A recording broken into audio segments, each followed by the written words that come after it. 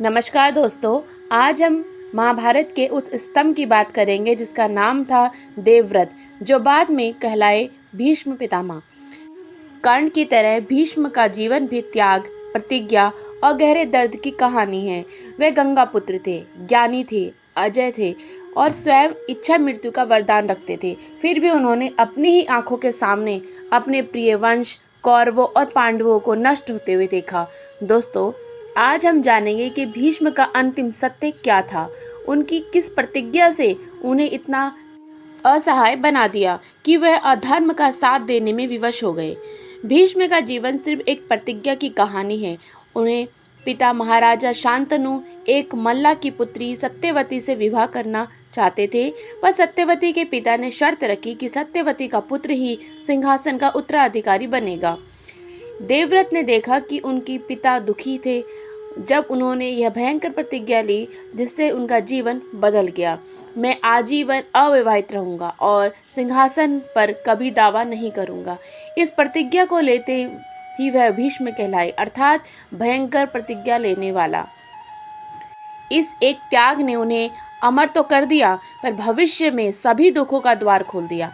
भीष्म की प्रतिज्ञा थी कि वह हस्तिनापुर के सिंहासन के सेवक रहेंगे।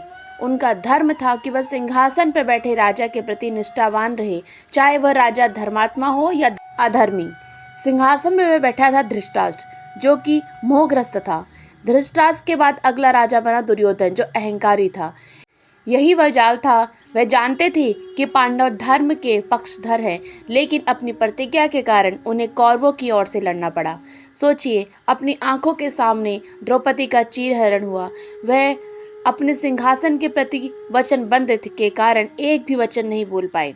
उनकी चुप्पी ने उसे अधर्म के भागीदार बना दिया। कुरुक्षेत्र में भीष्म के पांडवों के खिलाफ भीषण युद्ध किया।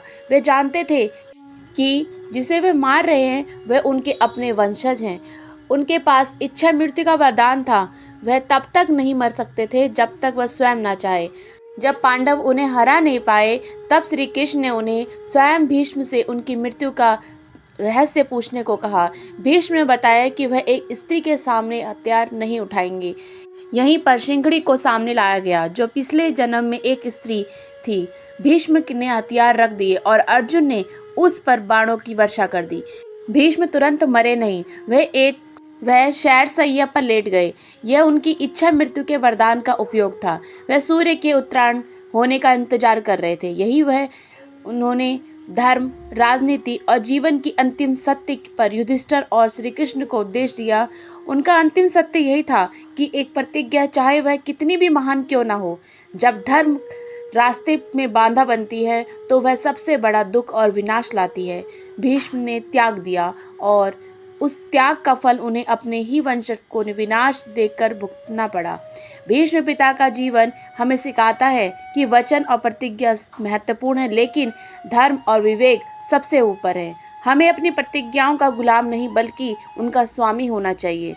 अगर आपको भीष्म पितामह की यह कहानी अच्छी लगी तो इस वीडियो को लाइक करें, कमेंट करें और बताइए कि महाभारत का कौन सा चरित्र आपको सबसे ज़्यादा प्रभावित करता है। तब तक के लिए जय श्री कृष्ण।